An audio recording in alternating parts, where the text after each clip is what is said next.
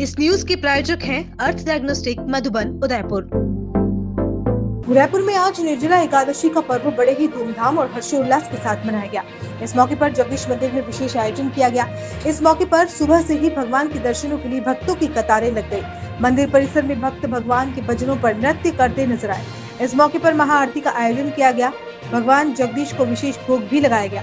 निर्जला एकादशी पर दान पुण्य का भी विशेष महत्व होता है। ऐसे में भक्त दर्शनों के साथ याचकों को दान पुण्य करते नजर आए, तो वहीं रास्ते भर में भक्तों की सेवा के लिए जलपान के काउंटर भी लगाए गए।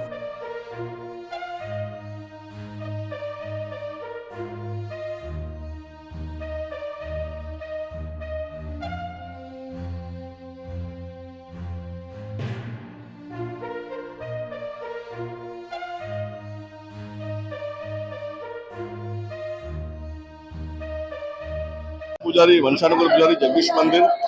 आज जगदीश मंदिर में निर्जला एकादशी मनाई जा रही है। जैसा कि छोटे भाई ने बताया था कि निर्जला एकादशी क्यों मनाए जाते हैं, वो पूरा उन्होंने बताया था। और आज के दिन क्या हो रहा है, मैं पूरा डिटेल आपको बताऊं।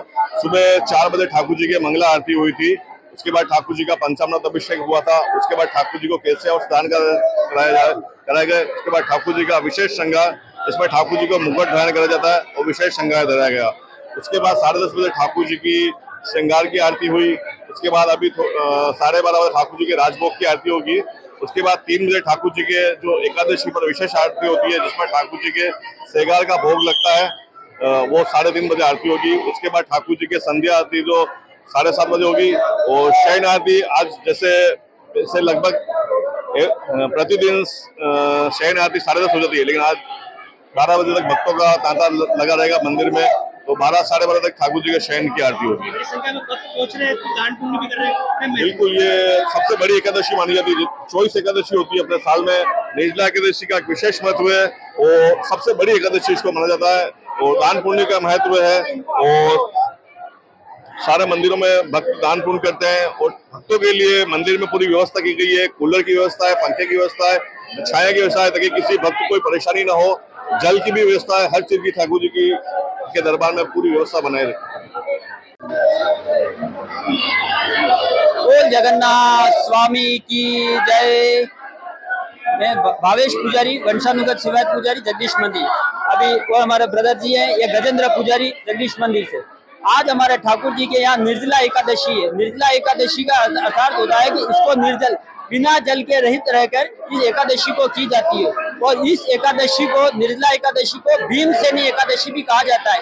भीमसेनी एकादशी यानी भगवान कृष्ण ने भी आज के दिन, इस दिन एकादशी की थी, इसलिए इस एकादशी का महत्व बहुत बड़ा माना जाता है।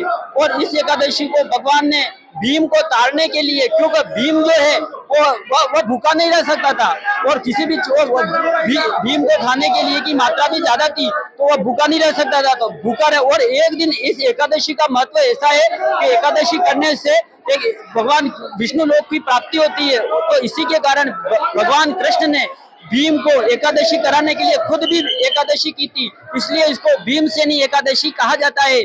और इस एकादशी के दिन, आज के दिन निर्जल रहा जाता है। और शाम को जब जो तारा उगता है, उस तारा को, जो चंद्रा सूर्यास्त के बाद में जो तारा उगता है, उस तारा को देखकर फिर भगवान के चरणामृत को लेकर फिर इस एकादशी को खोला जाता है। तो आज ये निर्जला एकादशी है। हमारे जगन्नाथ स्वामी मंदिर के अंदर ये एकादशी मनाई जा रही है। अधिक से अधिक संख्या में पधार रहे हैं लोग और दर्शन कर रहे हैं। और आज हमारे यहाँ की मूल जो है, यह परंपरा है कि आज के दिन ठाकुर जी को केसरिया वस्त्र धारण किया जाता है और मुकुट और ये टोपी मुकुट का श्रृंगार कराया जाता है और पंचामृत स्नान होता है और ठाकुर जी को विशेष फलाहार के रूप में भोग लगता है। और इस तरह से सभी लोग आनंद करिए और एकादशी का महत्व को समझकर पूर्ण एकादशी करिए और आनंद लीजिए। बोल जगन्नाथ स्वामी। मेरा नाम खुशी शर्मा है और आज हम जगदीश मंदिर आए हैं। आज जैसा कि माना जाता है कि साल की सबसे बड़ी एकादशी निर्जला 11 होती है।